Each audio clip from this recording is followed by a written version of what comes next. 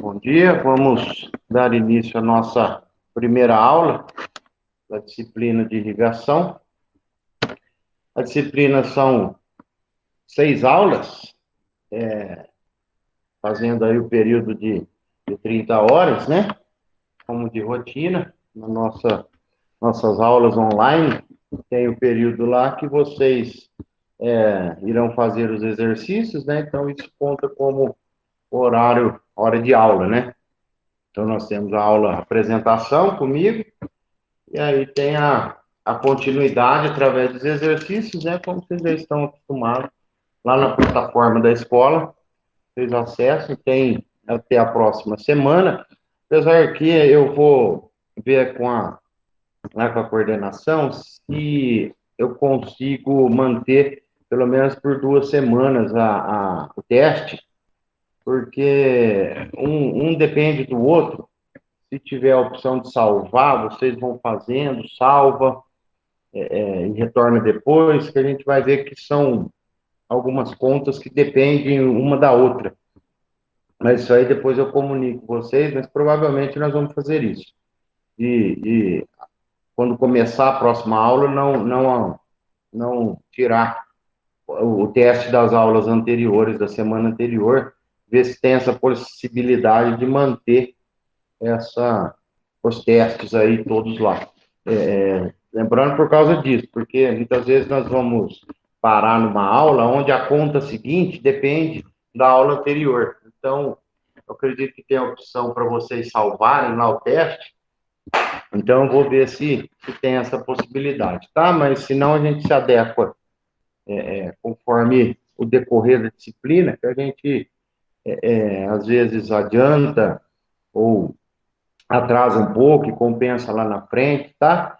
Então, nós vamos falar hoje sobre alguns conceitos de irrigação, fazer uma parte introdutória, né, do assunto de irrigação, de qualidade de água, como que a irrigação quais os benefícios traz, né, os benefícios de maneira geral, como funciona essas vantagens, né, que a irrigação traz. Aí, já na segunda aula, no período da tarde, a gente vai falar a interação solo, água, planta. A gente vai ver que é uma coisa só. Quando a gente fala, e ainda faltou aqui, solo, água, planta, atmosfera. E a gente vai ver que forma um canal contínuo entre a água do solo e a transpiração da planta, né? Através da liberação da transpiração, do vapor, na atmosfera. Então, a gente vai ver como que está inteiramente interligado. A planta, ela funciona como um duto que leva a água do solo para a atmosfera, no seguinte sentido. A planta absorve pela raiz, atravessa a planta, e com a transpiração, essa água que estava no solo vai para a atmosfera, né? Então, quando a planta ela está fazendo fotossíntese, ela abre os estômatos, né? Os estômatos são células especializadas que ficam embaixo da folha da planta e faz a transpiração. A função do estômago, quando ele abre, ele absorve o CO2, né? A planta faz fotossíntese, ela absorve o CO2 da atmosfera, faz o processo de fotossíntese, os ciclos, né, dentro da fotossíntese e libera o O2, né? Então, ela absorve o CO2 pelo estômago e libera o CO2. Nesse processo de abertura do estômago, dessa célula guarda, ela perde vapor. Então, para absorver o CO2, vamos falar assim, ela abre a célula para absorver o CO2. No que ela abre, ela perde água na forma de vapor, que é o que a gente chama de transpiração, né? Então, a transpiração, quem nunca lá fez o teste, né, de pôr um saco transparente em volta do vaso e ver a planta e ver o saco ficar cheio de bolinha de vapor, né? Aquilo lá é a transpiração. Então, a transpiração é a perda de água da planta. De que água? Da água que estava no solo. Então, por isso que a gente, quando estuda irrigação, a gente tem que estudar a transpiração da planta e o teor de água no solo, os níveis, né, de umidade de água no solo, que formam uma coisa só, a umidade do solo, a água na planta e a transpiração, né, a perda de vapor de água para a atmosfera. Então, por isso vocês vão ver que durante a disciplina a gente vai fazer contas aonde a gente calcula a transpiração da planta, a gente calcula o teor de umidade do solo, de água do solo, né? Que a gente consegue, quando vai fazer irrigação, a gente tem que saber o quanto que tem de água no solo, é óbvio, para saber o quanto que eu tenho que repor e o quanto que aquela cultura transpira. Em cada período, a gente vai ver que tem fases que a planta precisa de mais água e fases que a planta precisa de menos água, né? Por exemplo, na germinação e emergência, ela precisa de mais água do que lá na colheita. Na fase de enchimento de grãos, por exemplo, ela precisa de mais água ainda. Então, existe na fase de floração, no ciclo, por exemplo, precisa de bem mais água disponível para a planta. Então, a gente vai ver que depende da fase que a planta está, do período de desenvolvimento da planta, a necessidade de água dela. E cada cultura tem a sua transpiração. E óbvio que cada região interfere também no quanto que aquela planta transpira. E também a água que tem no solo depende do tipo de solo, depende da temperatura, da umidade do ar, da radiação solar, do vento. Então, a gente tem que estudar todos esses parâmetros, né, de solo e de planta para poder chegar na irrigação. Então, não é algo tão simples quanto ir lá e só molhar, né? A gente costuma, as plantinhas nossas, no fundo do quintal, no vaso, né, lá da garagem, que a avó avisa a gente que vai lá plantar, que vai lá regar, então a gente faz tudo a olho.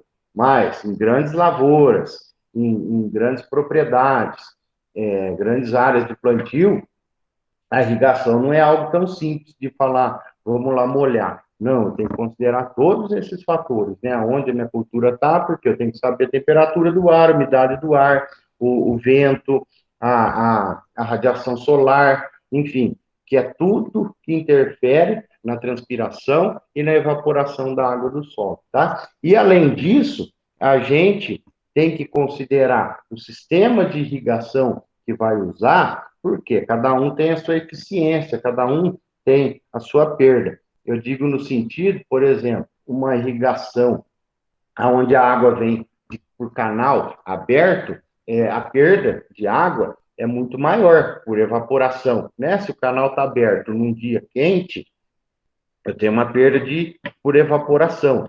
Então, a minha eficiência de água, de aproveitamento da minha água diminui. Eu tenho que contar, levar isso em conta, né? Tubulação furada, tubulação com danificada que eu perco água. Então, isso também eu tenho que entrar em consideração para saber o quanto de água que eu vou precisar ter disponível, né, por hectare, de acordo com a minha necessidade, tá? Então, por isso que nós vamos fazer diversos cálculos, são todos cálculos simples, né, não se assustem quando eu estou falando que nós vamos calcular, né, parece que nós vamos fazer coisa de matemático, mas não, são contas simples, porém é uma sequência, né? Então é importante a participação, que nós façamos juntos esses exercícios, né? A primeira aula agora de manhã e a última, sexta, é mais teórica. Agora, segunda, terceira, quarta e quinta são cálculos, contas, né? Tudo conta simples, mas é uma formulinha que depende da anterior, né? É uma sequência. Por isso, por isso que eu peço para vocês que utilizem, tragam, né? Esteja aí com vocês agora na parte da tarde, uma calculadora, um papel e um lápis, porque se a gente, então aproveitem esse momento que nós estamos aqui para fazer junto. Conforme eu vou fazendo, eu criei uma lousa virtual aqui no computador, onde eu vou fazendo junto com vocês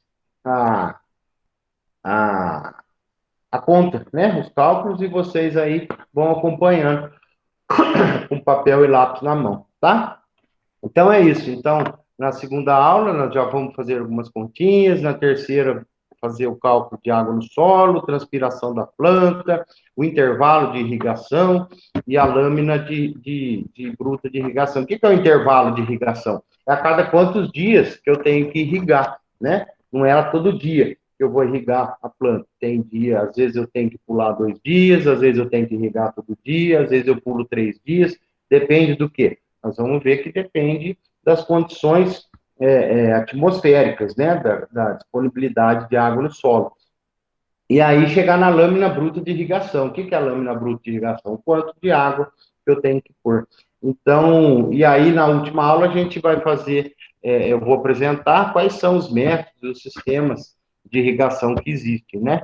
A gente vai, portanto, no final da disciplina, vocês vão saber me dizer o quanto eu tenho que irrigar, ou seja, a quantidade de água, quando que representa os dias, né, o intervalo entre uma irrigação e outra, e qual o sistema que existe para irrigar, né? A gente vai ter uma noção de que, óbvia, de qual sistema se adequa para cada tipo de cultura, né? Por exemplo, eu não vou falar que eu vou fazer gotejamento numa fazenda de 20 mil hectares de soja.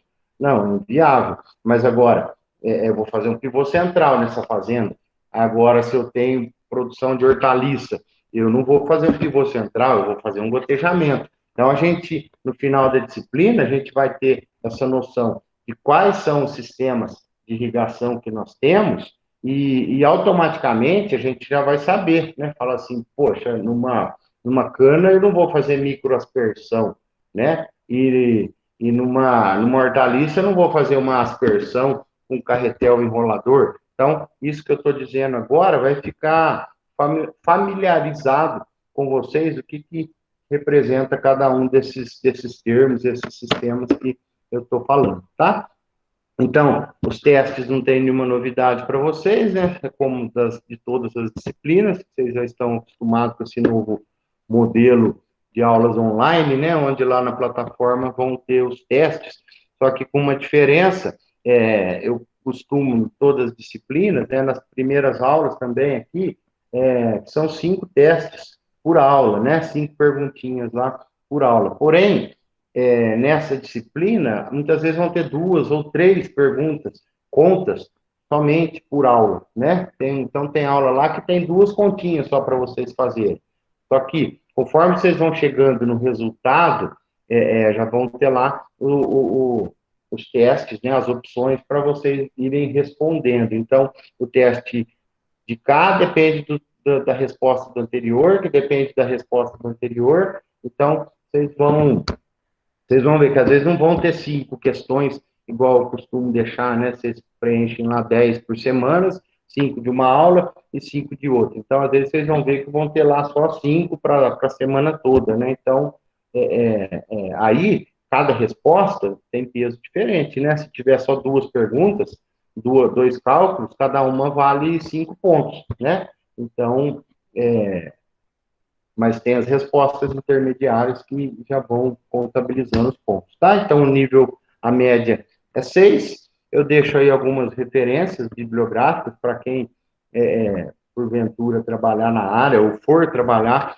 na irrigação. O livro do professor Salacier Bernardo, aí o manual básico, né? A Bíblia da Irrigação, esse livro aqui do professor Salacier Bernardo, lá de Viçosa, e do professor Mantovani, também, que é lá de Viçosa. Mas, principalmente, o nome que nós temos hoje nas bibliografias, que é o que mais estudou irrigação no Brasil, o que mais, o maior especialista que nós temos hoje, na minha opinião, é o professor Salacier Bernardo, lá de Viçosa, tá? Então, é um livro que quem quiser conhecer mais, está lá disponível.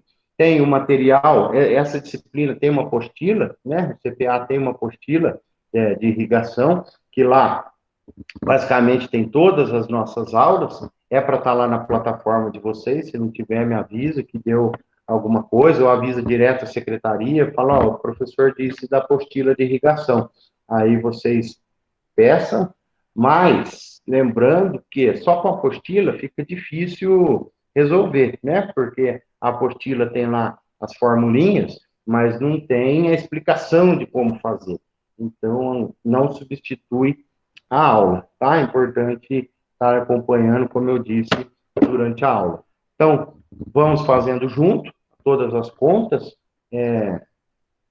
eu vou fazendo junto, e eu até ia usar o quadro branco, mas eu vi que tem muito reflexo, né, que eu estou aqui na escola, então eu tenho na parede aqui, tem o quadro branco, a lousa, mas eu não vou usar essa lousa, porque eu fiz um teste aqui, dá muito reflexo, aí eu criei uma opção aqui, e na própria apresentação, eu simular uma lousa para a gente fazendo junto, então, conforme for tendo dúvidas, vocês já vão fazendo, eu vou perguntando para vocês, né, para vocês irem me ajudando a fazer uma continha ou outra, então, por isso que a opção da gente estar respondendo junto online aqui é mais interessante, tá? Mas após a aula, via e-mail, vocês sabem que eu estou disponível.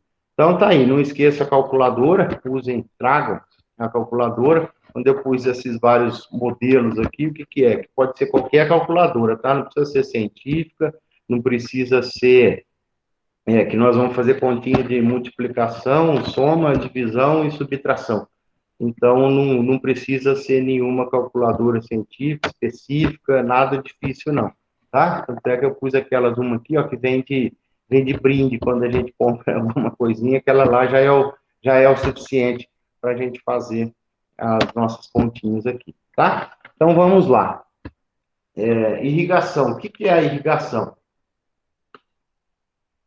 Eu gosto dessa frase, eu vou lê-la, porque ela explica, eu gosto muito da maneira simples como ela explica, né? A irrigação é uma aplicação artificial de água ao solo em intervalos definidos e em quantidade suficiente para fornecer às espécies vegetais a umidade ideal para o seu pleno desenvolvimento, com o uso racional de água e mínima degradação ambiental. Então, vamos lá. Aplicação de água artificial no solo. Aí eu pergunto para vocês, qual que é a aplicação natural de água no solo? Eu estou falando que aqui é artificial, tem uma natural. Qual que é a natural? Chuva. A chuva, exatamente. Então, a irrigação é a aplicação artificial, a chuva, é lógico, é natural, se chove, a gente não precisa da aplicação artificial de água no solo, tá? Em intervalos definidos. Intervalo definido é a cada quantos dias eu tenho que fazer a irrigação, ou se é todo dia, ou dia sim ou dia não, ou a cada 2 dias. Então, a irrigação vai nos dizer isso. Em quantidade suficiente de quê? De água, né? Então, eu tenho a quantidade suficiente, eu tenho os dias definidos para fazer a aplicação de água. Para quê? Para fornecer às plantas a quantidade ideal de água para que ela se desenvolva plenamente, né? Não só a água, quando a gente está falando que a planta se desenvolva plenamente, é claro que os outros critérios têm que estar sendo atendidos, de irrigação, os tratos culturais, enfim, que a planta, que o plantio, considerando que o plantio esteja certo, a variedade certa, a semente certa, a adubação certa, aí a gente vai ver o quanto que a irrigação nos traz de resultado. Com o uso racional de água, claro, sem desperdício, a gente sabe de todo o apelo ambiental, né, em questão racionalização de água, e que não ocorra degradação ambiental, no sentido de água a mais, água a mais provoca erosão, provoca arraste de matéria orgânica, arraste de partícula de solo, então isso é tudo degradação ambiental. E irrigação pode sim causar erosão, né? Se for em quantidade acima do recomendado, acima do que o solo consegue absorver, vai causar erosão. É o que nós temos visto esses dias aí com as chuvas, né? O solo já está aqui, já está saturado. Então, quando pega uma chuva pesada, igual nós estamos tendo esses dias, com o solo seco, é uma coisa, o solo consegue absorver toda aquela água. Agora, quando a gente vai no campo esses dias, a gente vê que o solo já está encharcado, ele não tem mais capacidade de absorver água, e coloca mais água em cima, com essas chuvas, começa a ocorrer a degradação desse solo, né? E não só do solo das cidades, como nós estamos vendo aí. Então, para que irrigar? São dois objetivos, financeiro e social. O financeiro seria maior lucro, né, da produção, do produtor, né, tendo o aumento de produção. A gente vai ver que as lavouras com irrigação, a produtividade chega a ser 3 vezes maior do que lavouras sem irrigação. Claro, depende da região, né? Se é uma região muito seca, você pode ter 3 vezes maior a produtividade. Produtividade é diferente de produção, né? Quando a gente fala produtividade, é o peso por hectare, né? Toneladas ou quilos por hectare. Então, isso é produtividade. Produção é o conjunto de tudo que eu produzi, né? Então, se eu tiver, é lógico que uma está atrelada à outra, mas produção é tudo que eu produzi. Produtividade é o quanto que eu produzi por hectare, né? Então, a irrigação, ela aumenta a minha produtividade, em consequência, eu tenho um aumento da produção, né? A gente não consegue hoje fazer o lucro que a gente quiser, né? Que a gente quer obter um lucro, eu vou falar, eu quero ter um lucro maior esse ano, eu vou vender minha produção, vou vender meu produto mais caro. A gente sabe que não é assim que funciona, né? Se você vender mais caro, o comprador vai comprar no seu vizinho, você vai ficar com o seu produto. Então, a maneira, vamos falar, barata, de graça, se aumentar seu lucro, é você aumentando a sua produção, né? De graça que eu digo assim, você tem os investimentos normal na produção, na lavoura, né? Mas o único jeito de você aumentar o seu lucro hoje é você tendo um custo menor e aumentando a produção. Então, a gente vai ver como que a irrigação se paga, né? Facilmente.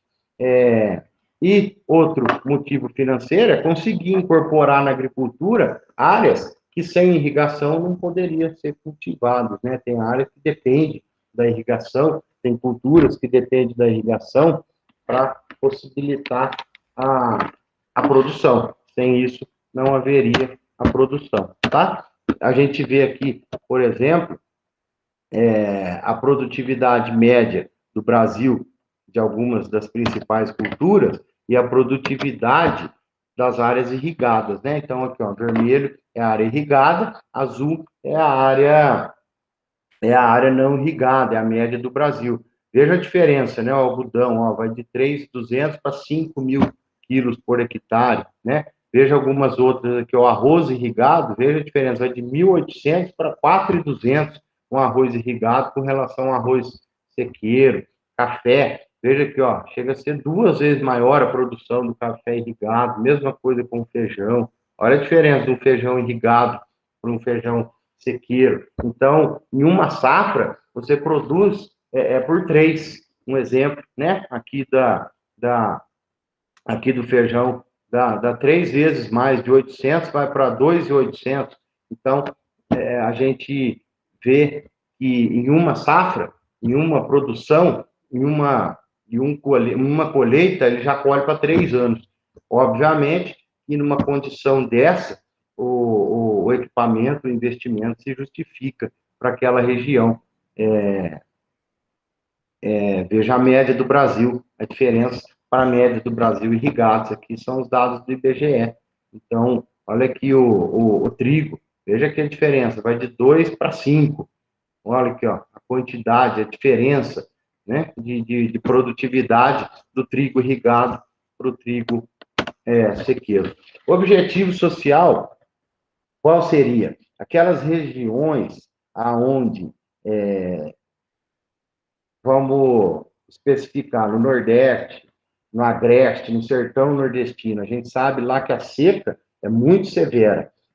Sem uma irrigação, não tem produtividade, não tem produção, não tem plantio, não tem lavoura que vingue sem água, né? Isso só nem no deserto, né? Por que no deserto não tem planta? Porque não tem água. Então, se não chove, não tem água. Se não tem uma irrigação, lá no Nordeste, em algumas regiões do sertão, no Agreste, a gente não consegue ter produção nenhuma. E aí vai acontecer o famoso êxodo rural, né? O pessoal quer sair do campo e ir para a cidade. Porém, por necessidade, por fome. Quando você consegue um sistema de irrigação, consegue água nessa região, o que o morador rural tem? Essa aqui, ó, segurança alimentar.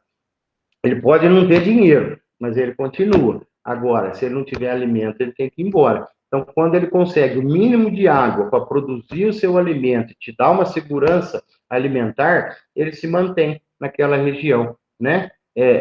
A gente vai ver que essa situação inverteu hoje, mas permite que esse produtor permaneça na sua região, continuando tendo condições econômicas de se manter cada vez melhor, né? Então, hoje, graças à irrigação, a gente consegue encontrar notícias como essa aqui, ó.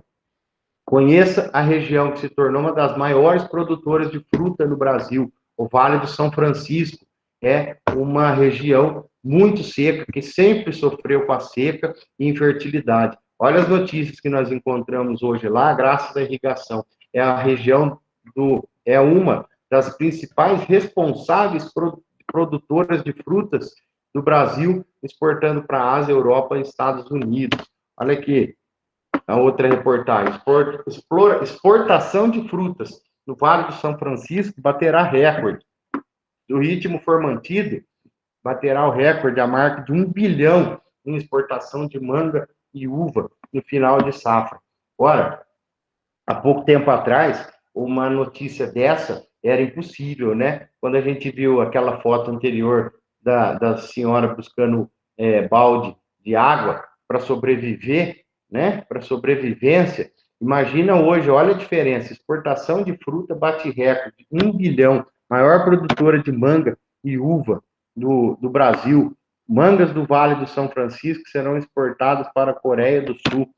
Manga e uva domina a produção de fruta. Veja aqui, ó. E olha que região, Juazeiro, Petrolina, região seca, seca, seca. Ó. Mesmo que a produção de uva sempre foi liderada pelo Rio Grande do Sul, olha aqui aonde hoje é a maior produção, Juazeiro e Petrolina, no submédio do Rio São Francisco, que é a maior região exportadora de frutas do Brasil. Cultivo da uva e da manga geram importante renda. Olha só, então, a importância social da irrigação, né? Então, passou daquela produtividade, daquele plantio de subsistência, de ter somente o necessário para que se alimente, passou a ser maior exportador de uva. Veja, a gente tinha uva só lá no sul, né? Alguma aqui na região de Jundiaí, mas no Nordeste a gente nunca teve uva e manga, e hoje lá é o maior exportador dessas frutas do Brasil, né? Então, como é que chama? Quem lembra aí qual que é o maior, né, que nós temos lá no Nordeste, o maior projeto de irrigação do mundo? Quem lembra? Qual é? Como é que chama? Transposição do Rio São Francisco? Exatamente, Marcos. É a transposição do Rio São Francisco, que permitiu todas essas notícias que nós vimos aí anteriormente. O que é? Só para que todos lembrem, né? Quem não viu que fique sabendo o que se trata. O Rio São Francisco é um rio que nasce aqui na região central, né? Aqui de Minas Gerais, nesses municípios aqui, bem na região central aqui de Minas Gerais, né? Tem lá a cidade aqui, ó, se eu não estou vendo, é Paracatu, Pirapora, enfim. Tem uma outra cidade, nós vamos falar nos outros slides aqui, que é onde nasce mesmo o Rio São Francisco, não sei se é na Serra da Canastra. Tem os slides para frente aqui, que me fugiu agora. Então veja aqui, ó, o Rio São Francisco é um Serra da rio... Canastra mesmo, professor. Como é que é? É na Serra da Canastra que ele nasce mesmo. É, né? Ah, então legal, obrigado, Eduardo. Então, aqui na Serra da Canastra, em Minas, nasce o Rio São Francisco. Então, veja que, olha, ele atravessa o estado de Minas, atravessa a Bahia, sobe aqui na divisa, entra em Alagoas, anda na divisa entre Pernambuco e Alagoas, depois ele anda na divisa entre Alagoas e Sergipe e vai para o oceano. Então, veja que é um rio que atravessa regiões onde são muito secas, né? Aqui, ó, interiorzão de Pernambuco, interior de Alagoas, de Sergipe, aqui são regiões muito secas. Então, o Rio São Francisco é um rio que não seca, é um rio permanente, né? O rio ele é permanente ou intermitente. O que é o intermitente? Que vai e volta, volta, aparece na época da chuva, ele aparece, ele surge assim, ele começa a ter a sua vazão e, na época da seca, ele desaparece. Então, veja que nessa região aqui do interior nordestino, nós temos diversos rios. Veja aqui quantos riozinhos tem. Só que esses rios, eles secam na época da seca. Então, o produtor não consegue depender desses rios para manter a sua irrigação. Ele depende, ele não tem essa disponibilidade. Porém, o Rio São Francisco é um rio que nunca seca, é um rio permanente, o ano todo, é um rio grande, então ele não seca, ele sempre está lá trabalhando. Então, imagina se eu conseguisse levar a água desse rio São Francisco para esses riozinhos menores, para que eles nunca sequem, para que eles tenham sempre condição de fornecer água para os produtores, né? Imagina se eu conseguir levar água desse rio para esses riozinhos. Pois é o que a gente consegue, é o que hoje o Brasil consegue pelo maior sistema de irrigação, maior projeto de irrigação do Brasil. Então, tá vendo essas linhas vermelhas aqui, ó? Essa aqui é exatamente a transposição do Rio São Francisco, o eixo norte, o eixo leste, está sendo construído outros eixos para abastecer os rios que secam, os rios intermitentes lá no Nordeste, né? Então, são exatamente, é esse o objetivo, de levar água do Rio São Francisco para esses rios menores e permitir aquela produção que a gente viu nas reportagens ali nessa região que se tornou a maior produtora, né? Então, esses rios que secavam agora não secam mais, eles têm o produtor confiança de levar essa água, de ter disponibilidade dessa água, né? Um projeto que começou, se eu não me engano, lá no governo do Fernando Henrique, no governo Lula foi liberado, né, inaugurada uma parte, agora no governo Bolsonaro inaugurou mais uma outra parte, e no próximo governo vai inaugurar outra parte, enfim. Então, esses eixos que são criados, olha aqui é um canal onde liga o Rio São Francisco, está aqui embaixo, e lá em cima vão estar esses rios menores. Então, esse é um canal da transposição. Ele está pegando água do Rio São Francisco e levando lá para o interior do sertão nordestino. Veja aqui que são regiões secas, áridas, completamente áridas, né? Então, a transposição é exatamente isso. Veja que é um canal da transposição sendo construído, né? Ele parou aqui, ó, mas vai embora, vai adentrar sertão adentro, levando água para toda aquela população.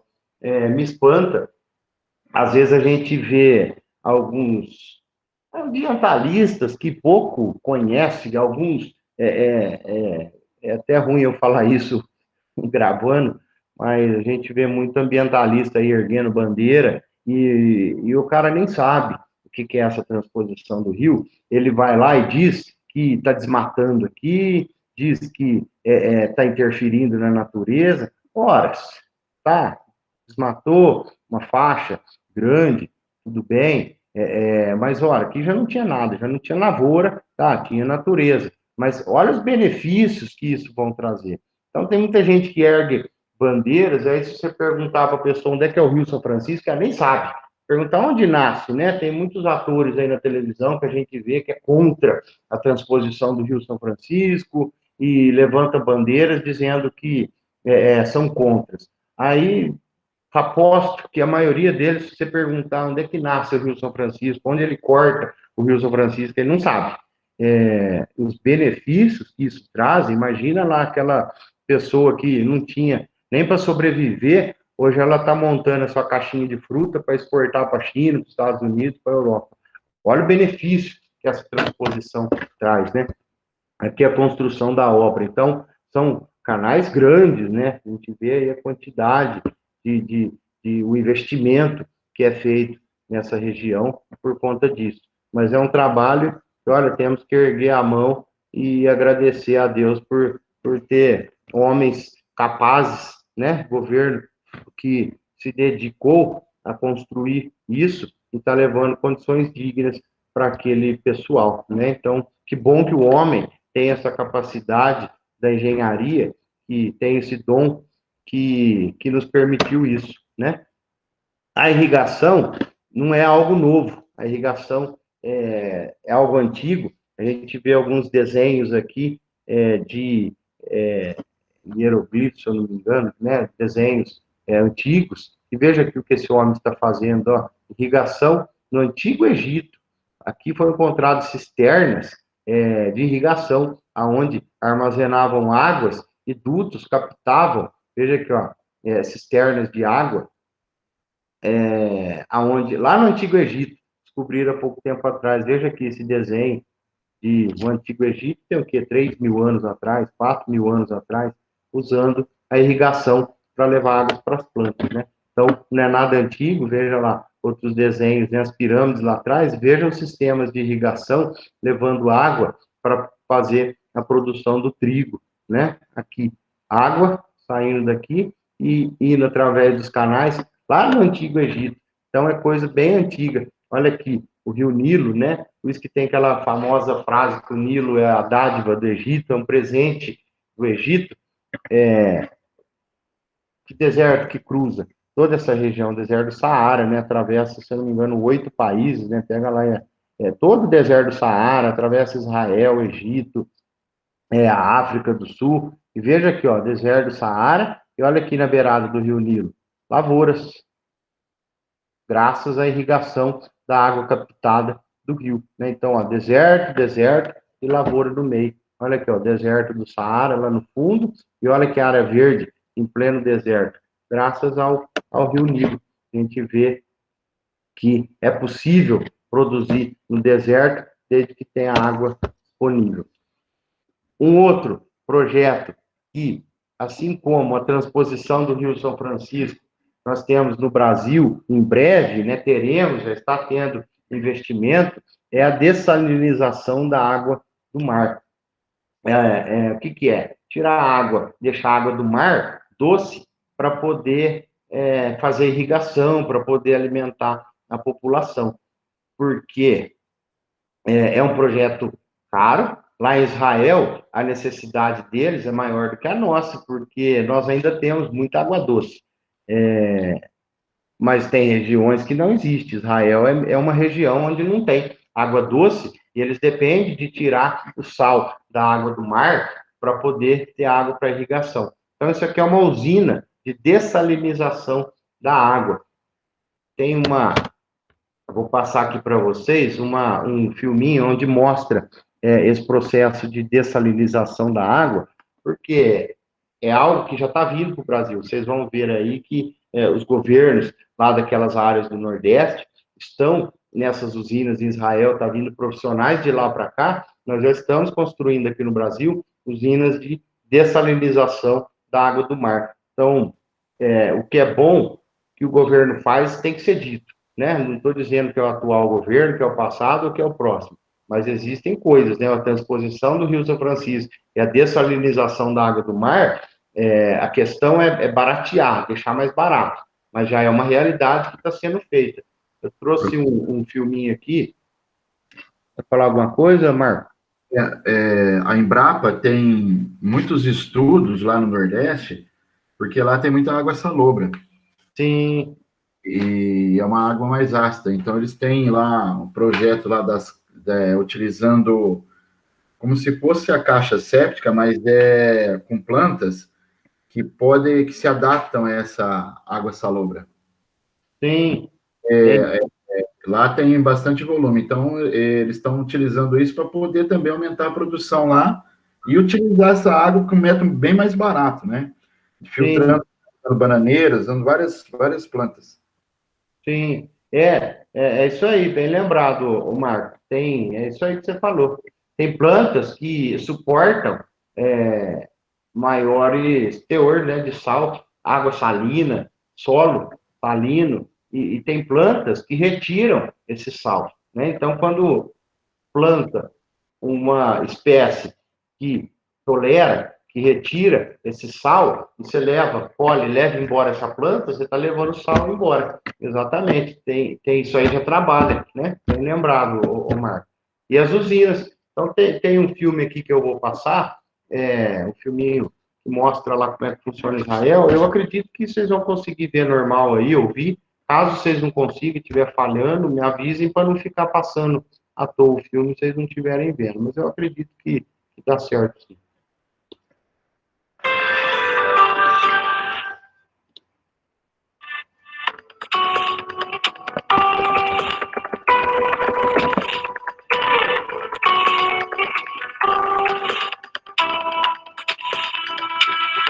Parte da água aqui do mar é usada em técnicas de dessalinização, que torna a água potável. Aí ela pode ser usada pela população.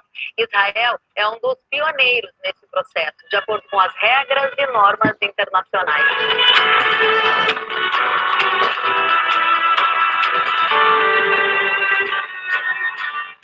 A água dessalinizada responde por 75% do consumo doméstico de água em Israel.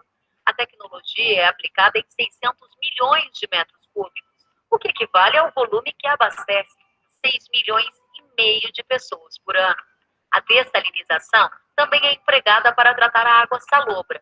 O processo em si é praticamente o mesmo que se usa para a água do mar.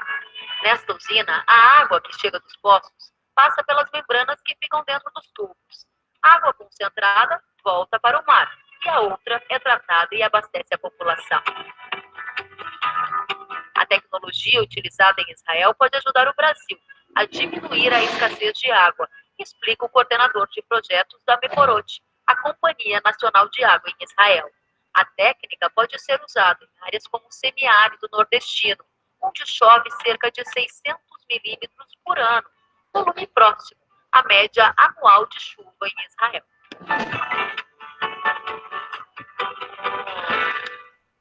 A solução é uma solução gradual. Quando em Israel se começou a fazer a dessalinização, foi depois de fazer outras coisas. Por exemplo, vocês também vão ver como reutilizar o esgoto dentro de Israel. Aqui, 85% do esgoto é reutilizado para a agricultura. Também se fez tudo para reduzir as perdas dentro das redes da cidade. Ou seja, se você faz tudo isso, no final você pode botar água da melhor qualidade que a água de sanitação. Que é mais cara, da melhor qualidade é mais cara. Então, o custo estimativo de um metro cúbico de água desalinizada, água do mar, a gente está falando, é por volta de $1 o metro cúbico. Governos do Nordeste brasileiro já iniciaram negociações com empresários de Israel para importar do Oriente Médio a tecnologia da dessalinização e acabar com a escassez de água no semiárido. Um trabalho de um ano, abrir a porta com o governador de Ceará, Maranhão, Bahia. Agora vamos levar empresas que fizeram esse trabalho aqui no Israel e levar eles para fazer primeiro planta de desalinização no Brasil para acabar as questões da falta de água. Parte do sucesso de Israel no enfrentamento da crise hídrica é resultado também do reuso da água de esgoto. Depois de passar pela usina de tratamento, a água vai para campos de infiltração e fica dentro do aquífero por um período de 4 a 6 meses. Toda essa areia aqui que vocês estão vendo, pois então, ela serve como um filtro para purificar, tirar parte das impurezas da água. Água que sai daqui e vai abastecer centenas de produtores rurais aqui de Israel. A agricultura utiliza 55% da água disponível no país. E metade dela vem da reutilização do esgoto. é água de melhor qualidade porque tem nitrogênio e fósforo, então não tem que botar nenhum aditivo. E a segunda, água garantida. Como é esgoto de uma grande cidade, essa produção é garantida, não depende de quanta chuva tem no ano. Então, essas duas coisas é muito bom para o agricultor, porque ele pode planejar o que vai cultivar e qual vai ser o preço da água, e o valor disso é muito grande. Para não faltar água no futuro, Israel já tem um planejamento feito até 2050. O objetivo é aumentar a dessalinização e o uso da água de esgoto, já que estudos apontam que o volume de água potável disponível no país deve diminuir.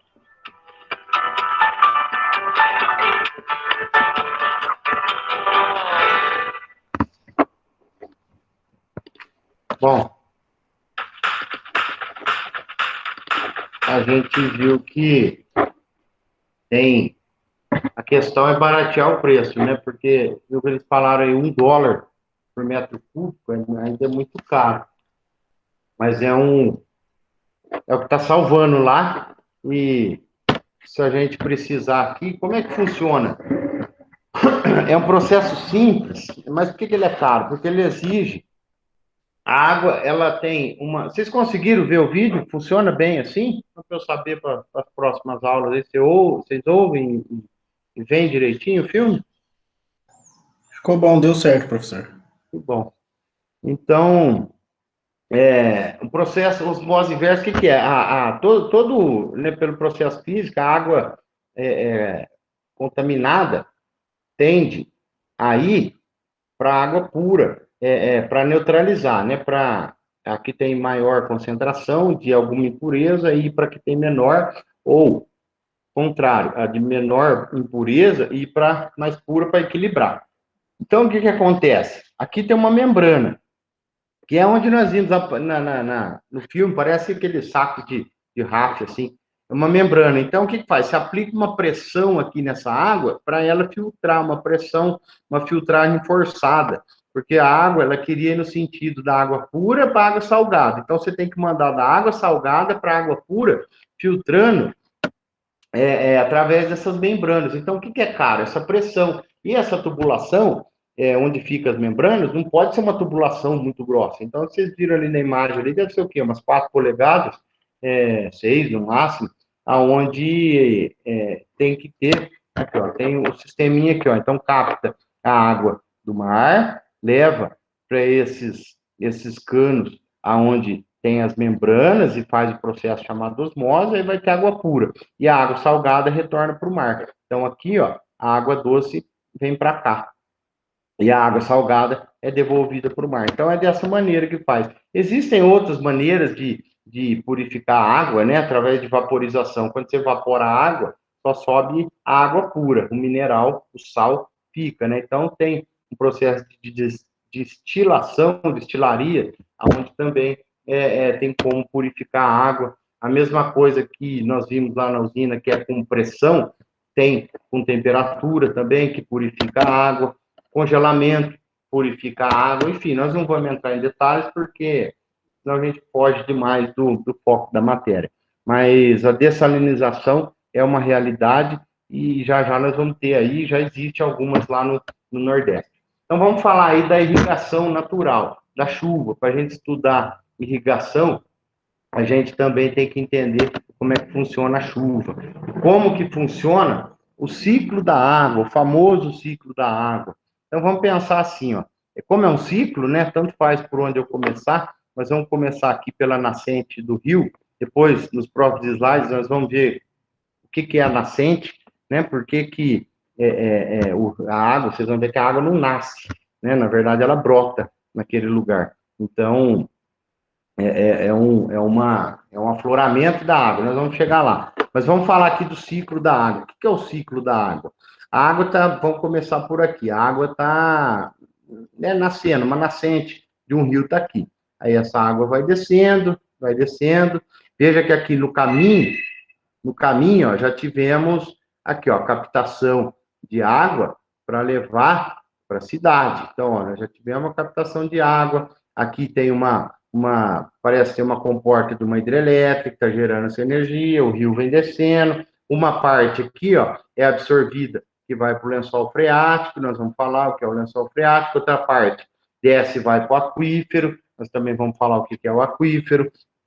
Mas, enfim, veja que aqui, ó, uma outra parte da água é utilizada na irrigação, uma outra parte é absorvida por uma floresta e essa água absorvida pelas raízes, uma outra parte foi para a irrigação da pecuária, para uso animal, para uso nas indústrias, enfim, teve a utilização dessa água. E veja aqui, ó, que tem todas essas setas subindo. O que é essa seta subindo? É evaporação.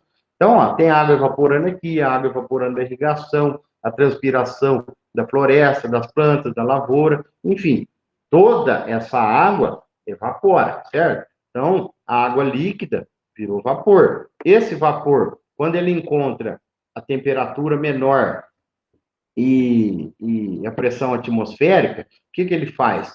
O vapor se junta, formam as nuvens, né? Então, a nuvem é vapor de água, moléculas juntas de vapor de água.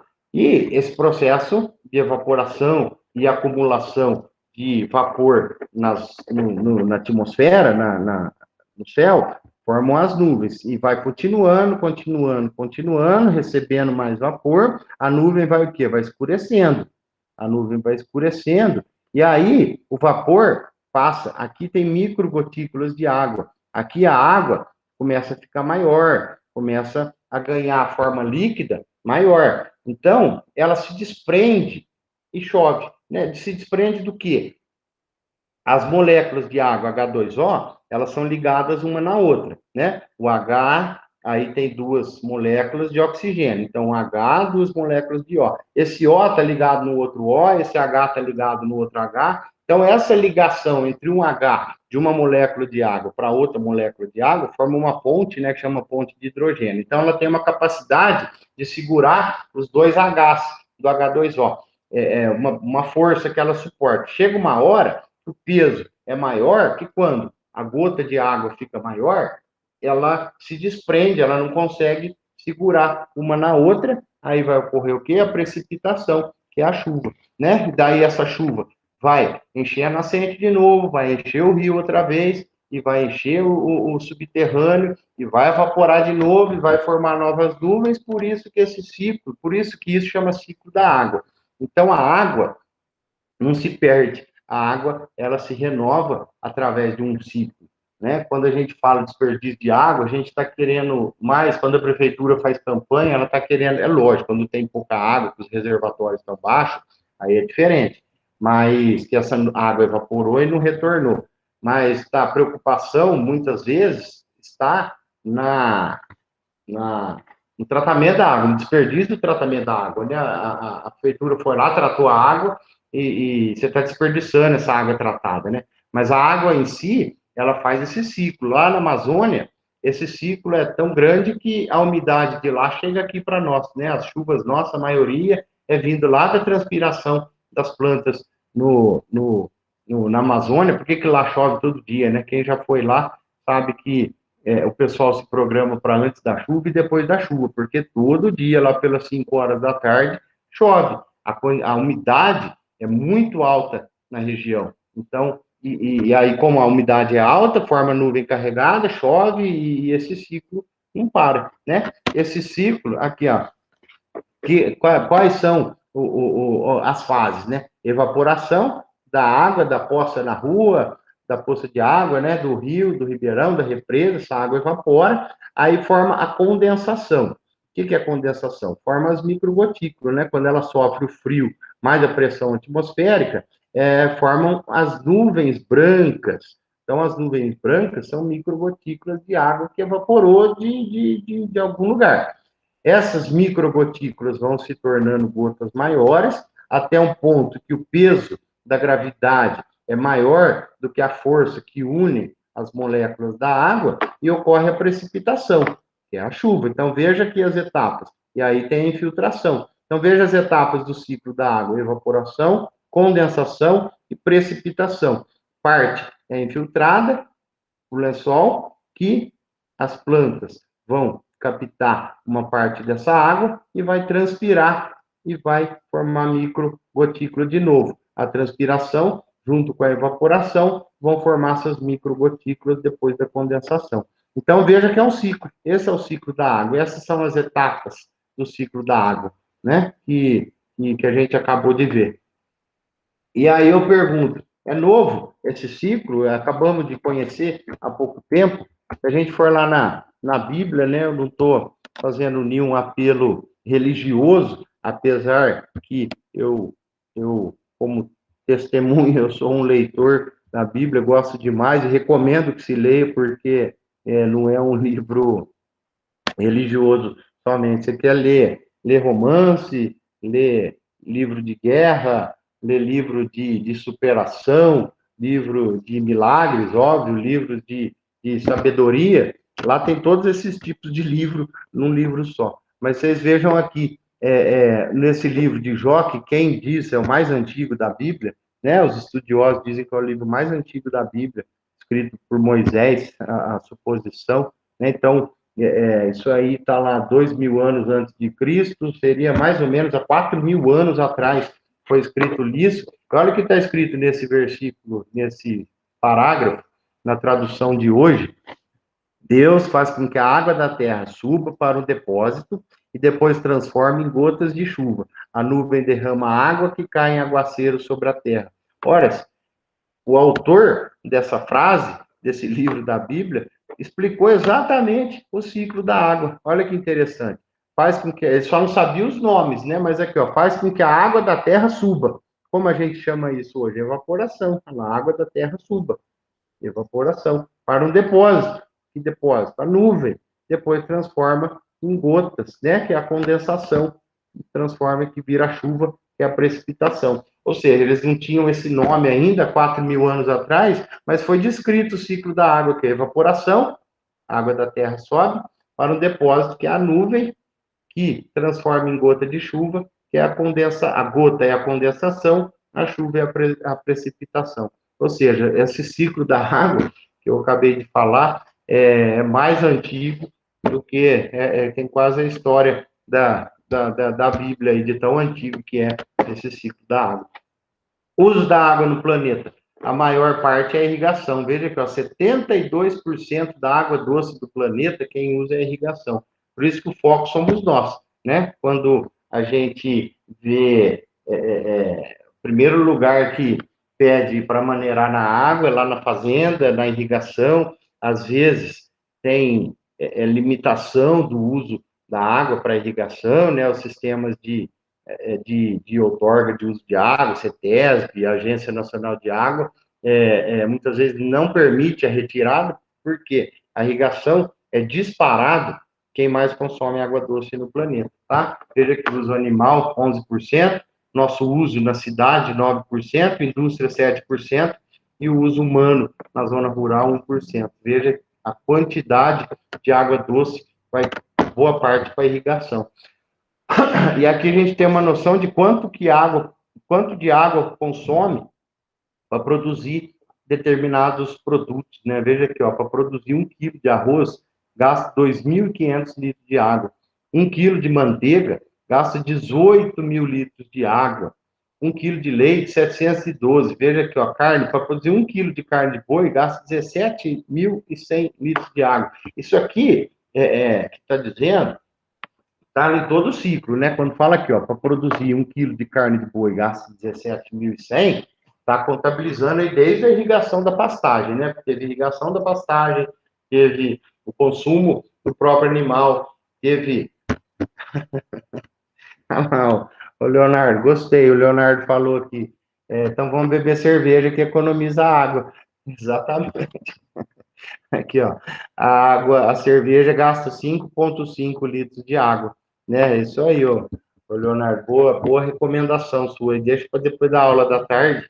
Aí, você matou a charada aí, ó. Cerveja é o que gasta menos. Então, quando diz aqui 1 quilo de manteiga, 18.000 litros, em todo o processo, né? Desde da fábrica, desde a pastagem, desde da irrigação. O Eduardo gostou.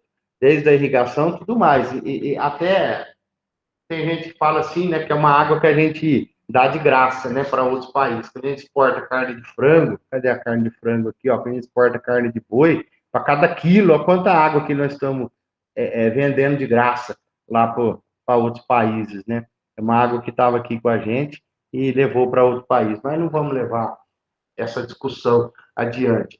Mas no Brasil, aqui um outro dado interessante, né? Vamos viajar assim, se fosse toda a água do planeta, a gente tivesse 200 litros. Toda a água do planeta, se fosse 200 litros. Desses 200 litros, só no 195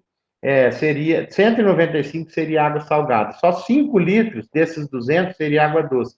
Desses 5 litros de água doce, só 20 ml estaria próprio para o nosso consumo. Então, veja, 200 litros, a cada 200 litros de água no planeta, só 20 ml está disponível. Ô, Milton, tem uma opção nova aí de levantar a mão, né? Tem sim. Professor, uma dúvida minha, que nem nós aqui na área urbana, nós temos um controle de consumo de água. E nas propriedades rurais também tem? Tem, ô Milton, é o uso da outorga, né? Para o produtor utilizar a água, ele tem que ter uma outorga. Nós vamos falar disso lá na sexta aula. O que é a outorga? É uma cessão, uma concessão de direito de uso daquela água. Eu não sei se você diz no sentido de poder captar ou de pagar. De pagar, de pagar e outra, assim, um controle no consumo também, assim, a outra dúvida é assim, fala-se muito de racionamento, mas em grandes propriedades não tem como você fazer um racionamento, uma grande plantação de soja, por exemplo, tem como, assim, eles fiscalizar esse consumo ou não?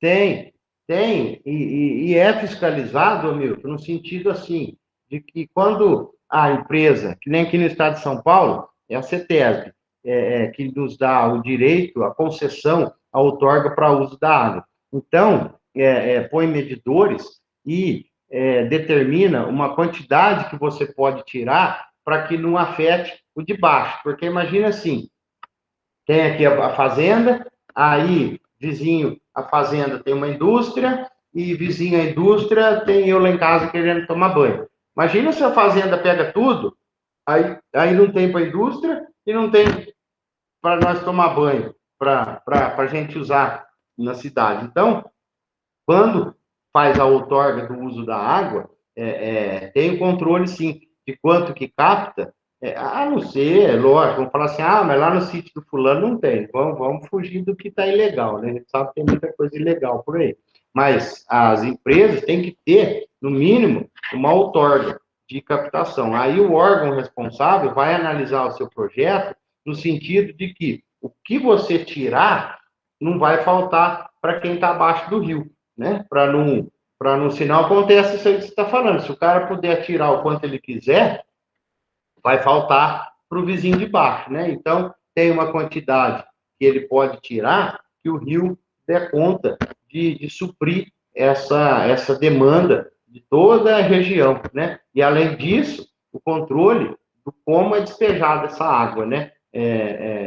Como é devolvida, em formas como a indústria, por exemplo, tem a água que é o resíduo, então tem uma forma que ela é obrigatória, né, no sentido de temperatura, tanto de metal pesado, tanto de alguns outros compostos lá, que tem que regular a maneira como você devolve essa água para o rio.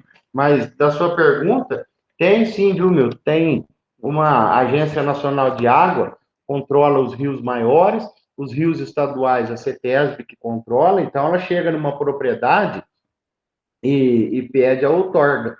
A outorga, a propriedade tem que ter, e não é fácil conseguir, cada vez a CETESB está tendo, assim, está sendo mais rígida para a quantidade que autoriza você utilizar. Você não pode fazer na sua propriedade, você construir uma represa, de maneira alguma. Você fala assim, mas a água passa dentro da minha propriedade, eu vou fazer uma represa. De maneira alguma, qualquer tipo de intervenção no curso de água, represamento, retirada de água para irrigação, ou que seja, perfuração de um poço, que você está utilizando uma água subterrânea, você tem que ter autorização de outorga, sim. Então, tem esse controle feito pelos órgãos aí responsáveis pela água. E a gente vê que o número de outorga, pouco tempo atrás, há 10, 15 anos atrás, não tinha, ninguém nem fazia essa outorga. A gente vê o salto que está tendo agora por conta de fiscalização e autuação, denúncia, né? O vizinho de baixo te denuncia, fala, ó, estão tirando água demais lá em cima. Se você até for lá e você não tiver o outorga e está tirando mais do que ou tirando mais do que a sua outorga permite, tem autuação grande, podendo até fechar a propriedade aí, tendo resultados desfavoráveis. Entendi, bem explicado. Aqui em Monte Alto, assim, tinha ainda tem, né? Bastante assim, o sitiante vende as propriedades e divide para fazer pequenas chácaras, né? De moradia ali. E antigamente se via que fazia muitos poços artesianos. Hoje não, hoje já tem um controle maior. Cada 4 ou 5 propriedades vai usar um poço. Então caiu bastante a procura por causa disso. A pessoa não pode furar um poço dentro da propriedade dele. Exatamente. E ainda bem que está assim, né? Essas empresas grandes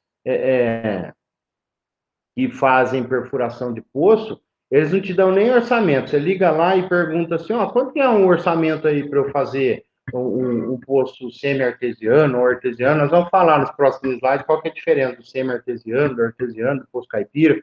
Se você chegar nessas empresas e pedir um orçamento, a primeira coisa que ele vai te perguntar antes de fazer o orçamento, ele vai te falar assim, você tem outorga? Ah, não tenho. Fala, então não vou nem fazer. Ou ele fala assim, eu tenho a outorga, ele vai te perguntar qual que é o que foi autorizado, quanto de água foi autorizado você captar, né, do lençol ou do aquífero. Aí eles vão falar, foi tantos metros cúbicos. Aí ele já dimensiona em cima do que a outorga te autorizou. Mas a outorga está cada vez mais difícil de conseguir, ainda bem que é assim. Esse negócio de perfurar poço, né? O pessoal mais antigo tinha essa mania aí, é o que você falou mesmo. Hoje não pode mais, não. Lá na casa do meu sogro, dentro da cidade, tem poço. Hoje ele não ia conseguir fazer esse poço. Não é permitido mais. E ainda bem, né? Porque imagina cada um poder furar e tirar o tanto de água que quer, ia faltar para nós. Mas é isso aí, sim, que você falou, Milton. As chácaras aí cada vez tem menos. Professor, Sim. E quando tem o poço furado já e não tem outorga? Boa pergunta. O correto seria fazer. A outorga. Mas corre o risco, né? De você não ter a permissão. Muitas vezes o poço já está lá, mas numa região onde a quantidade é menor do que querem retirar, a quantidade disponível é menor do que estão retirando, é perigoso você não conseguir o direito de uso. Mas os anteriores à outorga, o correto seria ir lá fazer essa outorga, assim, pedir a disponibilidade, o quanto que ele pode retirar. Mas o meu sogro lá não foi atrás de saber. Estou denunciando ele aqui, fazendo uma denúncia. Mas esses que já estão... Eu acredito, Eduardo, é uma pergunta assim, que eu não sei responder no sentido legal da coisa. Se quem já tem, antes do período de outorga, às vezes já tem o direito de uso, né? Que veio antes da lei.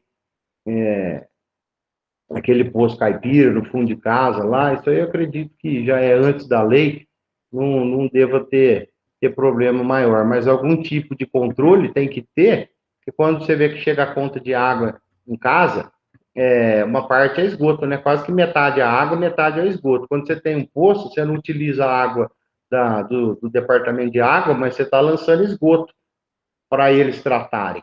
Então, o correto seria isso, né?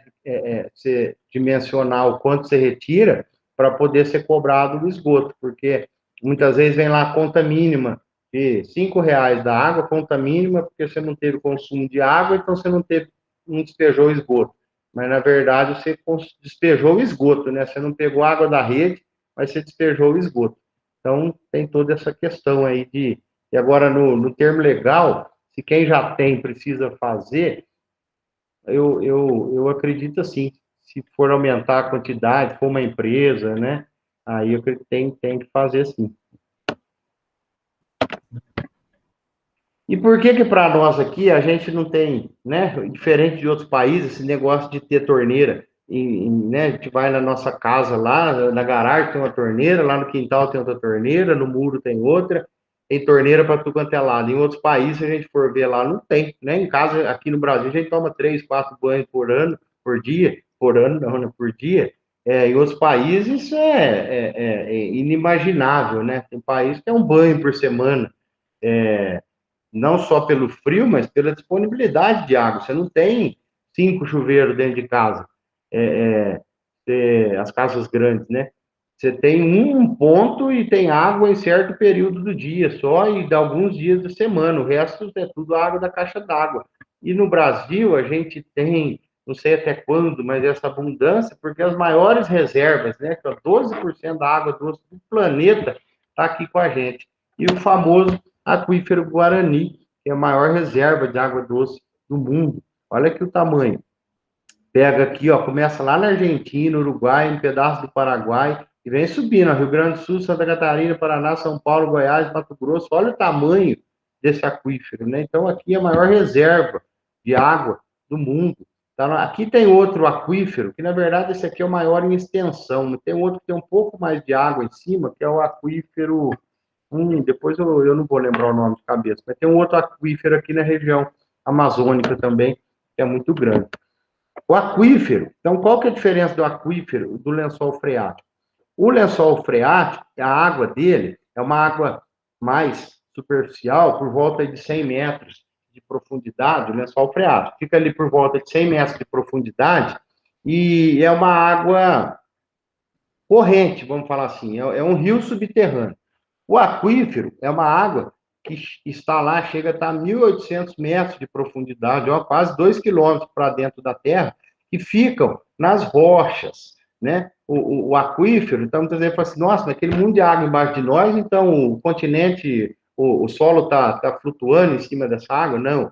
O aquífero são rochas, essas rochas porosas aqui, ó, aonde a água fica ali parada, quase que não se movimenta. Veja aqui, ó, 2 metros por ano que ela tem de velocidade. Então, uma água, por isso que é uma água muito pura. A água do aquífero é puríssima, puríssima.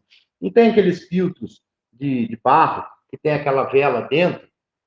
Aquilo lá é uma pedra porosa, né? Aquela pedra que antigamente a avó da gente usava para ralar no pé assim. Aquela pedra porosa. O aquífero é aquela pedra, é essa pedra aqui da foto, aonde a água fica aqui dentro, fica parada aqui dentro. Então, é uma água puríssima, uma água muito bem filtrada, diferente do lençol, porque o lençol, ele corre, é uma água que fica correndo, é um rio subterrâneo, ali por volta de 100 metros abaixo de nós, umas camadas de água corrente. Então, é diferente do aquífero. O aquífero, apesar que são semelhantes, no sentido de que ambos são águas subterrâneas e o processo, como é que enche o lençol freático, como que enche o aquífero? É através de infiltração de água, né? Então, apesar de eles serem parecidos, a diferença do aquífero é que é uma água que está parada lá embaixo e o lençol freático é uma água mais... Lógico, estou falando lençol freático é raso, mas está 100 metros em média de profundidade, pode chegar a 500 metros de profundidade no lençol freático. Porém, o aquífero chega a 2 quilômetros de profundidade, né? Então, é uma água... Então, é essa que é a diferença, aqui um poço de uma água de lençol freático, que está aqui, ó, 500 metros de profundidade. Então, qual que é a diferença do poço caipira, do poço semi-artesiano e o poço artesiano? O poço caipira é aquele que pega essa água logo aqui embaixo da superfície, uma água rasa. É o poço caipira. O poço semi-artesiano pega uma água mais profunda do lençol, porém, ele não jorra água sozinho. Depende de uma bomba de sucção dessa água. O poço artesiano já jorra água. São poços que estão lá muito profundos, né? Chega lá a 500 metros, e esse aqui jorra água. Então, o poço artesiano jorra água, o poço semi-artesiano, ele busca água profunda, porém não jorra. Ela tem que ter uma bomba. E o poço caipira é esse poço rasinho, né? Que fica aqui, ó, tá a manivela e o baldinho, você joga o baldinho lá e puxa água, ou você põe uma bomba Então, essa é a diferença de poço caipira, semi-artesiano e artesiano. Ambos deles são abastecidos pela água de infiltração. Por isso que o poço caipira seca, porque se não tem chuva, não tem infiltração de água. E quanto mais profunda essa água, mais pura ela é, porque quando ela vai passando por essas camadas aqui de solo, principalmente de rocha, que é areia e cascalho, e argila, então essa água, aquela rocha, ela vai purificando, né? Que é a rocha, pedra calcária, então ela vai purificando essa água. E aqui, ó, então é assim, ó, a água da chuva infiltra, então infiltra uma parte e vai para o lençol freático, uma parte vai para o aquífero. Então, veja o seguinte, vai chegar uma hora que esses rios subterrâneos vão encontrar uma barreira física, uma rocha, por exemplo. Então, imagina aqui, ó, o lençol freático está vindo, bonitão aqui, aí, de repente, bateu numa rocha. O que vai fazer? Ou o aquífero veio aqui, bonitão, bateu numa rocha. O que vai fazer? Essa água, ela vai subir, né? A água está vindo aqui. Aí bateu numa rocha, o que ela faz? Ela sobe. E que ela sobe, o que é? É a tal da nascente, que a gente chama, né? Então, a nascente é um afloramento do aquífero ou um afloramento do lençol freático.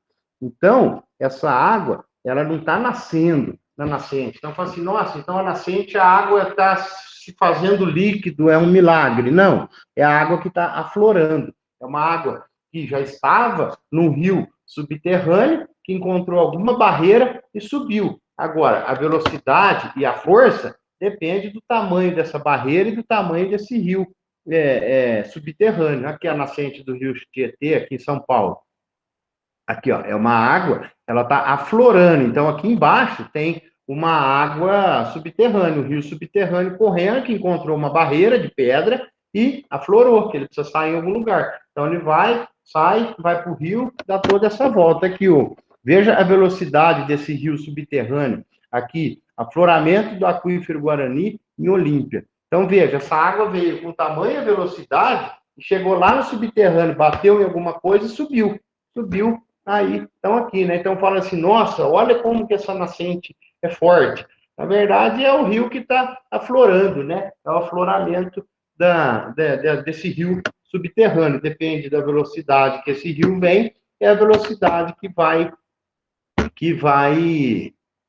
aflorar. Aqui, a nascente do Rio São Francisco, na Serra da Canastra, em Minas. É rocha, vejo que todas as nascentes estão nas rochas, a maioria, né? Porque a hora que ela bateu na rocha lá embaixo, a água precisou subir. Então, essa é a diferença aqui, ó, nascendo do Rio São Francisco. Então, essa é a diferença, tá? Então, vamos chegando aí, ó, voltando aqui, a diferença de uma cana produzida com irrigação, ó, veja dessa estaca para cá, uma cana irrigada, da estaca para cá. Então, aqui, a mesma variedade, mesma época de plantio, fez tudo junto. Cana sem irrigação, cana irrigada. Aí a diferença, né? Tem um detalhe que a irrigação precisa pôr inteiro, depende da região. Veja que um regime de chuva, né, o regime pluviométrico, pluvial é água de chuva, né? Então, onde vê fluvial é rio, pluvial é chuva. Então, ó, o índice, né, a medida da chuva. Em Campinas, parecido aqui com a nossa região, com a cidade de vocês, aqui em São Carlos, a média é 1.600 por ano.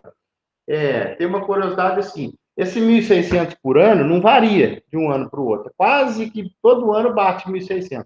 O que muda é os meses que chove, né? Então, se tem alguns meses muito seco, depois vai vir uma água que compensa. Então, esse regime, ele muda entre os meses. Agora, para o ano, fica muito próximo de um ano para outro, né? Que nem pega aqui, ó, Campinas, 1.500 milímetros anuais. Então, às vezes, aqui ficou essa curva mais seca, ficou para cá, e aqui começou a subir antes, né? Mas, enfim, veja aqui eu preciso de irrigação o ano inteiro? Não, por isso que a irrigação não é, como eu disse, não é tão simples de falar assim, vai lá e molha um pouco todo dia. Não, essa época aqui, eu não preciso de irrigação. Aqui eu preciso de irrigação. Agora, veja um exemplo aqui, ó, Petrolina, chove 250 milímetros anuais. Olha aqui não chove nada. Ao passo que em Campinas, aqui chove um pouco. Aqui não chove nada. O máximo que chove em Petrolina é quase o mínimo que chove em Campinas. Aqui eu preciso de irrigação o ano inteiro. Com certeza. Olha aqui eu preciso de irrigação o ano inteiro. Ou então, pega aqui comeu o letreiro foi em cima, aqui, ó, mas ó, Goiânia, Goiás, 1.580 milímetros anual. É parecido aqui com a nossa região, né? Aqui dá 1.500, 1.600. Mas veja aqui que lá em Goiânia, mês de julho, junho, não chove, é quase zero. E aqui, nos meses, começo do ano e no final do ano, é maior do que aqui a nossa região, Campinas, São Carlos, a região de vocês também. Então, a nossa região, esse pico é menor. Porém, aqui, não tem essa seca drástica igual tem no Goiás. Goiás aqui tem uns picos bem maiores. Aqui eu não preciso irrigar. Aqui, com certeza, eu preciso irrigar. Então, a irrigação não é algo que eu tenho todo dia, que eu tenho o ano inteiro, independente da região, tá? Esse gráfico aqui mostra aqui, ó, aqui em azul é a área produção de milho safrinha, né? Então, veja em hectares, né? Então, veja aqui, ó, que os hectares de ano a ano não muda, mas veja aqui a produção de ano a ano, como muda, por conta da chuva, né? Então, quando você tem irrigação, você diminui esse risco de ter uma baixa produção, porque veja que em anos chuvosos, na mesma área, produz muito mais. Então, quando você tem uma irrigação, você não está suscetível a esses intempéries aí da seca, te dando melhores frutos, né, com menores prejuízos da seca. Veja que um mamão irrigado e um mamão não irrigado, né? O não irrigado já tem fruto que passou da maturação e tem fruto nascendo ainda. Por quê? Veja que o irrigado, todos os frutos estão homogêneos, de tamanho e de maturação, né? Então, quando a colheita, isso aqui gera uma economia tremenda, né? Aqui ele não consegue vir para colher só esses mamões aqui que estão maduros. Ele vem aqui e colhe como um todo, né? Ele colhe verde para dar tempo de chegar no consumidor. Está tudo homogêneo. Então, a irrigação permite esse manejo melhor. Veja um outro dado curioso, né? Por que a irrigação se paga? Um exemplo aqui do tomate. O tomate, a gente vê ano a ano o fruto, que talvez...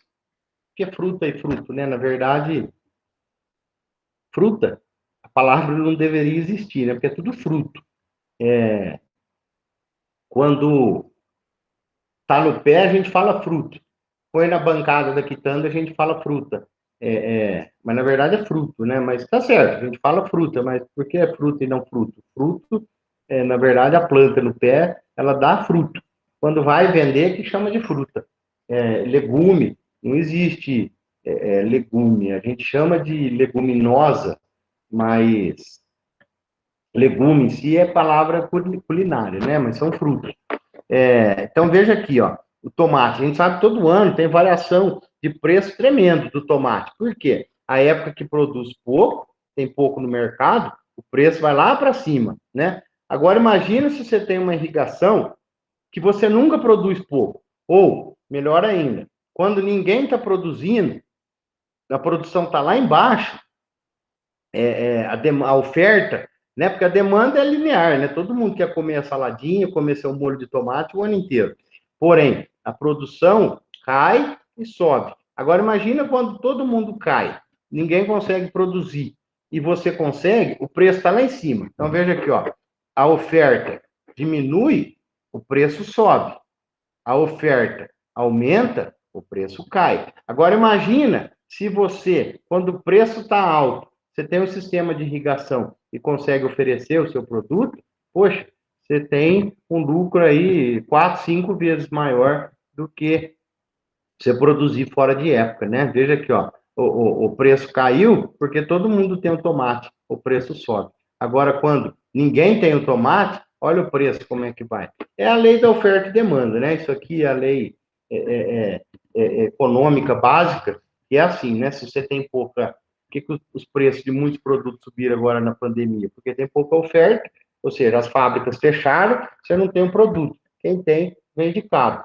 É regra básica da economia, da oferta e procura e demanda. Então, imagina se quando a oferta está baixa, você tiver o preço 5 vezes maior. Então, a irrigação se paga por conta disso, tá? Então, como eu disse lá no começo, se você tem uma irrigação adequada, uma adubação adequada, e o tratamento na cultura é ideal, a planta consegue expressar o máximo que ela tem de capacidade de produzir, tá? Vamos chegando nos finalmente, porque eu não vou entrar na parte de contas, mas vamos aqui, ó, método de irrigação, só terminologia, né? Quando a gente fala método de irrigação e sistema de irrigação é a mesma coisa? Não, quando a gente fala método de irrigação, a gente está dizendo se como que essa água chega lá na lavoura, né? Se é por aspersão, se é localizado, se é superfície. Agora, sistema de irrigação já é o equipamento. Se é um pivô central, se é um carretel enrolador, né? Se por rolão, ou se são por mangueiras. Esse é o sistema. Ou se é um gotejador. Esse é o sistema de irrigação. O método é como essa água chega lá no campo, tá? Então, benefícios da irrigação, reduz custo de arrendamento. Em que sentido? Ora, o arrendamento, ele não está, geralmente, paga em produção, né? Por exemplo, você tem que pagar 60 toneladas. Se você produz 120, ora, você vai ter que pagar metade para o arrendamento. Agora, se você produz 180, você vai pagar 1/3 do arrendamento. Então, vê que quanto mais você produz, menor fica o seu custo do arrendamento, né? Se o arrendamento está atrelado com a sua produção, você produziu mais, o seu custo diminui, né? Redução do CCT aqui, o que é? O corte, carregamento e transporte.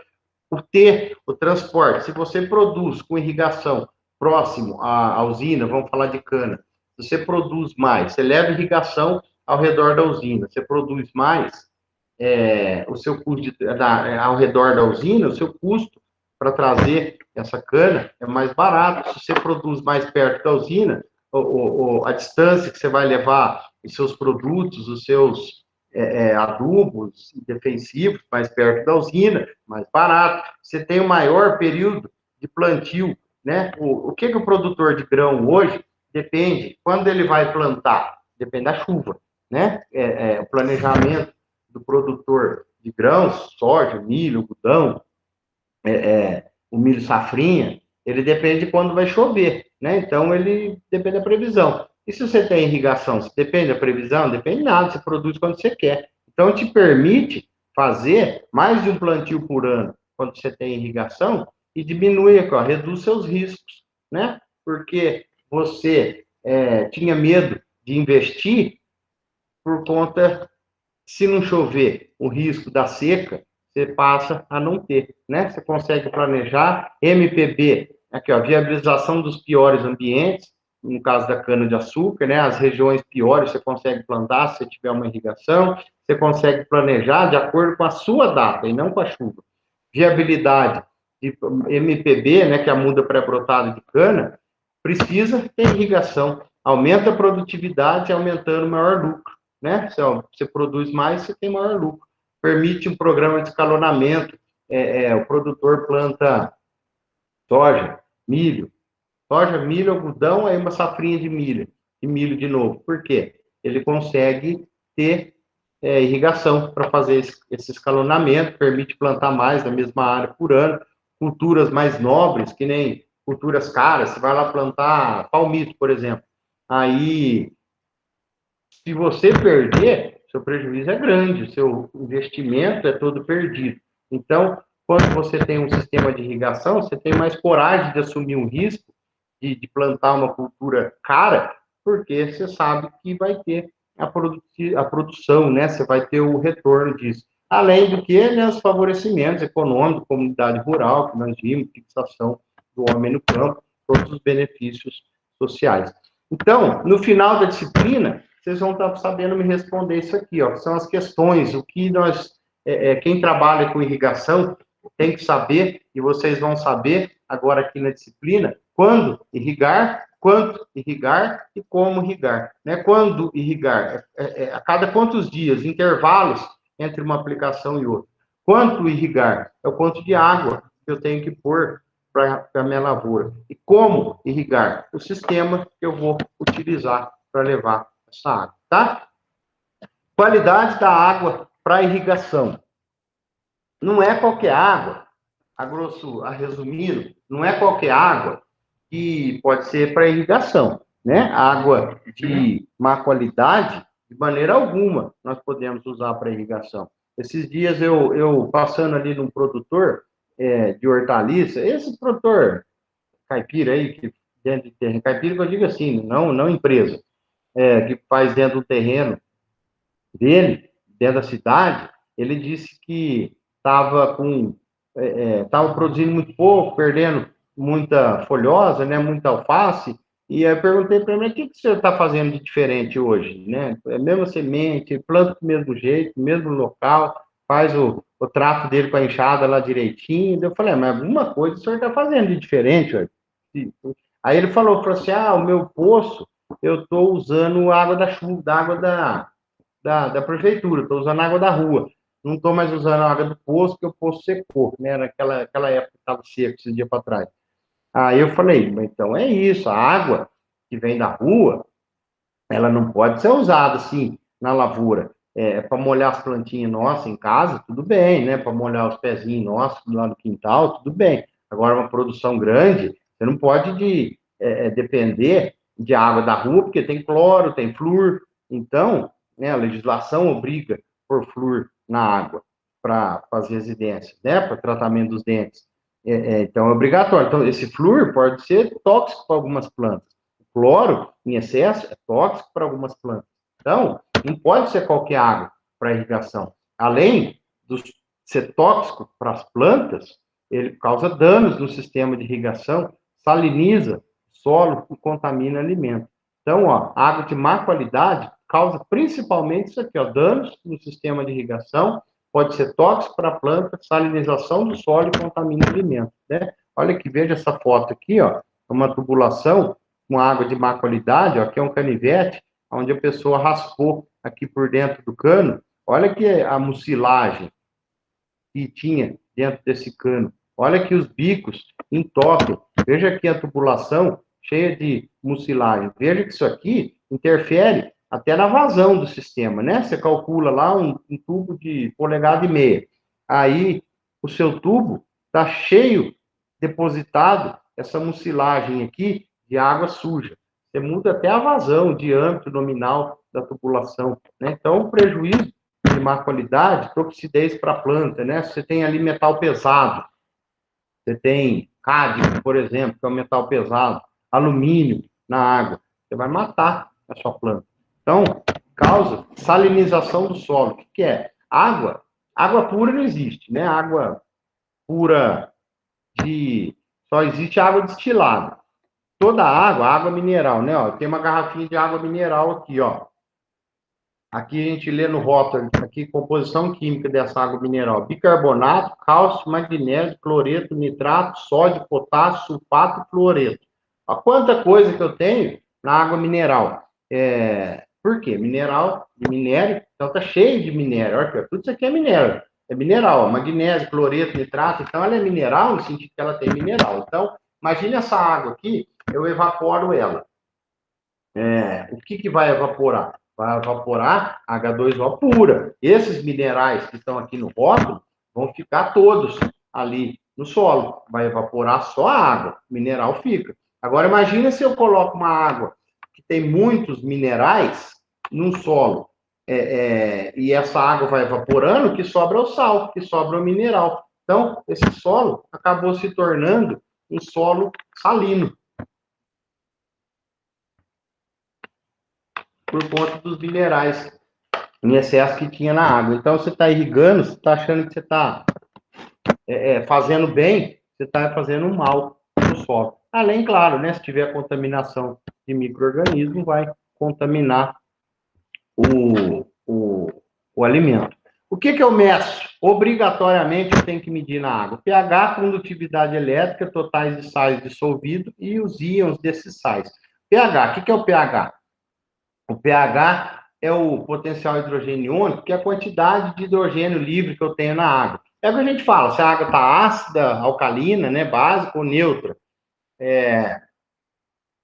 Vamos ver aqui dessa água também que eu estou tomando. Deixa eu ver o pH dela. Sempre está escrito aqui o pH na fonte. Olha lá, pH 7. 6,7.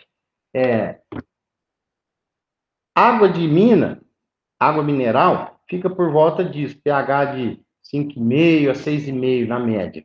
E qual que é o pH ideal para a maioria das plantas? Também nessa faixa, 6,5 a 7,5. Coincidência ou não, mas é a perfeição da natureza, né? Eu não acredito em coincidência, é uma perfeição, porque o pH da água mineral está na mesma faixa do pH ideal para a maioria das plantas, que é por volta de 5,5 a 6,5.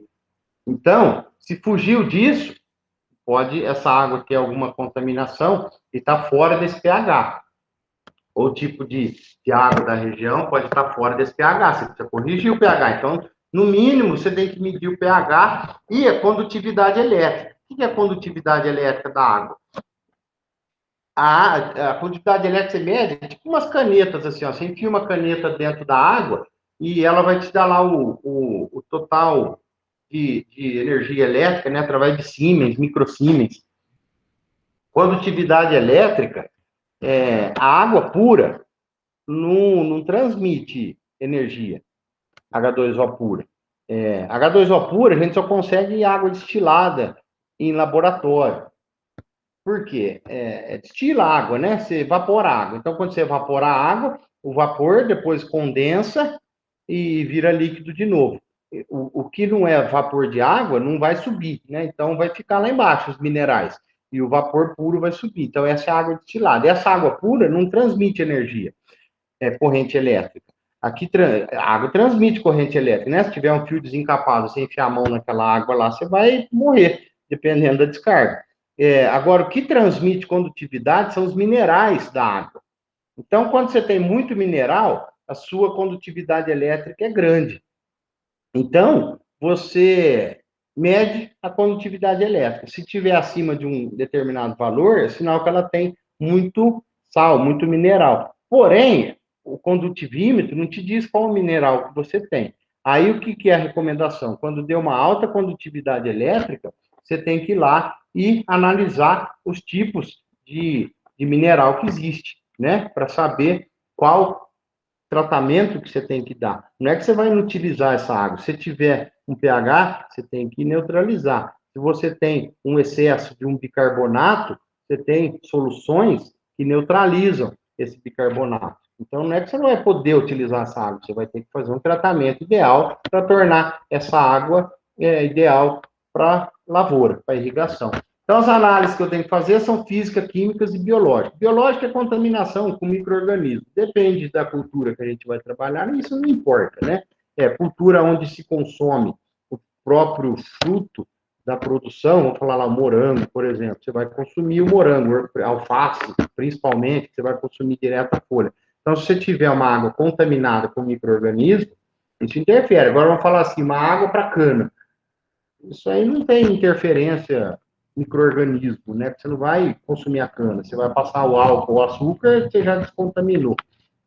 Mas, para toda cultura, tem que fazer análise física e química, tá? Então, os parâmetros físicos, temperatura, sabor, odor, cor, turbidez, sólidos e condutividade elétrica. A temperatura tem que estar ideal. Sabor, odor, cor. Por quê? Se ela está com sabor, é porque ela tem alguma coisa. Se ela tem cor, é porque tem algum mineral dentro dela. Turbidez é água turva. Se a água está turva, escura, né? Não é aquela que você olha assim, está transparente, você olha, você não consegue enxergar do outro lado, é uma água turva. Daí que chama turbidez, é porque tem alguma coisa nela. Então, você tem que analisar todos esses parâmetros físicos para saber a qualidade dessa água para irrigação. E os parâmetros químicos dos metais tóxicos, né? Que nem esse excesso de cloro, os excessos de bicarbonato na planta, na água, é prejudicial para a planta, tá? Então, parâmetro físico e parâmetro químico eu tenho que obrigatoriamente analisar para a água. Isso é importantíssimo dentro da irrigação, a qualidade da água, tá? Então, já falei bastante. Nessa primeira aula a gente termina por aqui, na parte da tarde a gente volta e fazemos já algumas continhas aí, tá? Então, tragam papel, lápis, calculadora, para a gente estar fazendo junto. Chame aí quem não veio hoje, puder participar. É importante a gente estar fazendo tudo junto, tá? Se tiver alguma dúvida, alguma questão, a gente fica disponível. Então, agora de manhã, o que nós dissemos de mais importante é são os parâmetros de qualidade da água, né? Não que o restante não seja, mas a gente vai dar muitas respostas agora nas aulas seguintes, né? Mas dessa primeira aula, a questão da qualidade da água é o fator fundamental, tá? Então, quando vocês forem recomendar qualquer programa de irrigação, quando vocês forem numa propriedade, iniciar uma irrigação, ou quem trabalhar com isso, antes de pensar em qualquer sistema de irrigação, antes de fazer o dimensionamento de tubulação, qualquer tipo de cálculo, façam a determinação, as análises da água, tá? Sem análise de água não se começa nenhuma irrigação, parâmetro físico, químico e biológico. Feito? Então, vou encerrar a gravação. Se alguém tiver alguma dúvida, a gente